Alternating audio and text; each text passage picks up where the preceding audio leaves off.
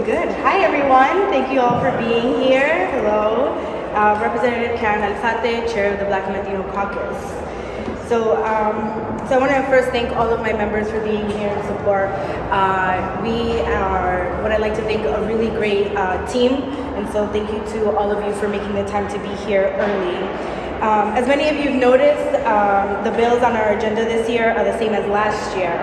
We decided together that we wanted to continue to advocate for these bills as they continue to be important issues for our community. In our first year, we had much success in passing and signing into law $15 minimum wage by Senator Quesada. We were also able to advocate and pass lawful source of income by Representative Williams. Both pieces of legislation will make the lives of Black, Brown, and Latinos in their communities better and help us move us forward. We also had much success in passing the doula coverage bill by Representative Franklin Bassel, another big win for our communities, helping to address the importance of maternal health within our communities. Our members were able to pass their legislation that many of us have supported, but they are not on our agenda. Representative Batista and Senator Acosta advocated for body-worn cameras for police officers, working with both House and Senate leadership on this bill.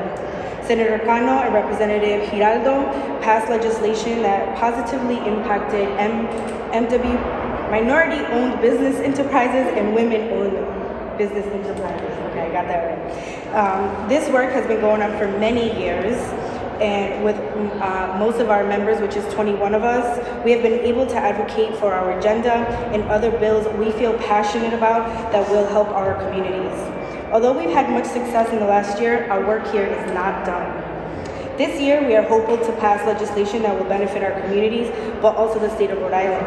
Legislation like driver's licenses for undocumented Rhode Islanders. That has been a fight for a long time from Representative Williams and so many of the advocates. They've been fighting for this bill for years, and the time to pass it is now in this year. We saw that the governor put in his budget, Senator Cano and Representative Morales' legislation to cover all kids. This legislation will expand the Right Track program to provide health care coverage to children up to the age of 19. We've had this in the past, and now more than ever, we need it back. Our caucus has also been able to continue their advocacy for legislation that we all know will continue to make a positive, lasting impact on our communities. Advocating for bills like H7225 by Representative Bia, same-day voter registration resolution that will put the question to Rhode Islanders, allowing the General Assembly to change the registration deadline. Also, H7100, the Let Rhode Island Vote Act, will impact voter access by removing barriers to vote by mail or in-person early voting. Other bills from our members, like increasing the tax on the 1% right here in Rhode Island, sponsored by myself and many of my colleagues, as well as Rep. Barrow's bill, House Bill 7490, which supports the Nourish Rhode Island proposal to fund a retail SNAP incentive using ARPA funds. Other than passing legislation, I want to highlight the amazing work that our members have been doing. We have been able to celebrate Black History Month, both in the Senate and in the House, by getting creative, also managing a global pandemic. Our first year, Senator Mack was able to bring a community leader who recited a poem in the Senate chamber. Representative Batista, for the first time this year, brought together Black fraternities and sororities from our colleges and universities. That has never been done before, and we even learned that some of our own members were part of those sororities and fraternities. Last year, Representative Henrys helped us celebrate Juneteenth, inviting a poet to read and discuss the importance of this day. For the first time, we have been able to highlight the importance of this day, and it was also on the same day that it was signed into federal law by our president and vice president. Our work is not done. It doesn't matter that it's an election year. Our members continue to work hard, both inside and outside of the House. They are members of their communities who talk to their neighbors every day about everyday life. And we continue to discuss how we can make it better for them. Because we know what they are living, because we are part of our own communities, and we see the bigger picture. This caucus has done some great work in the last year, and I'm hopeful that we will continue to work together to have great legislation passed so that we can move our communities forward. Thank you.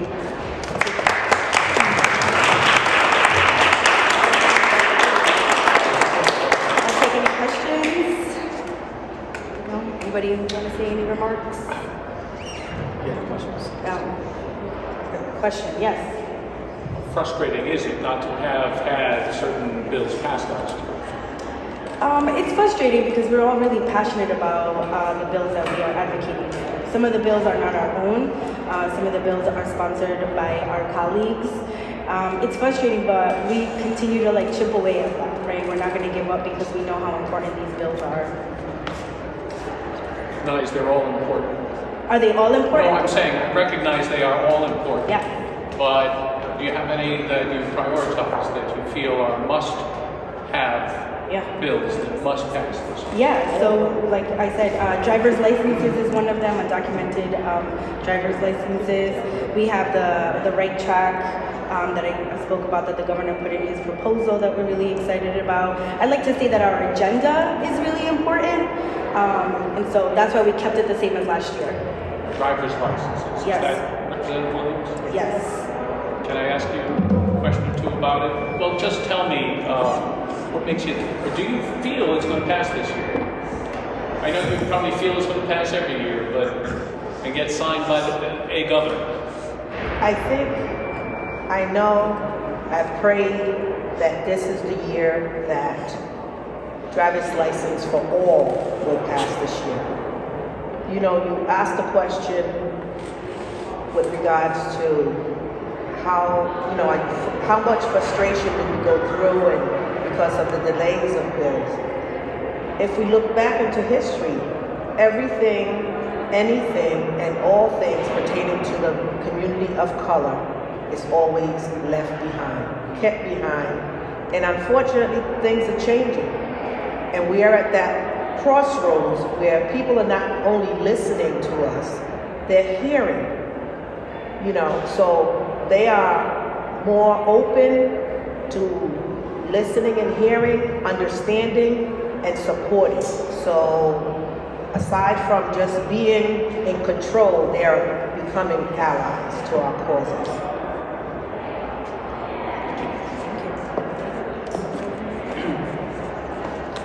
I think something that's important to note as we reflect on our priorities is the fact that our caucus has assembled a legislative package focused on equity.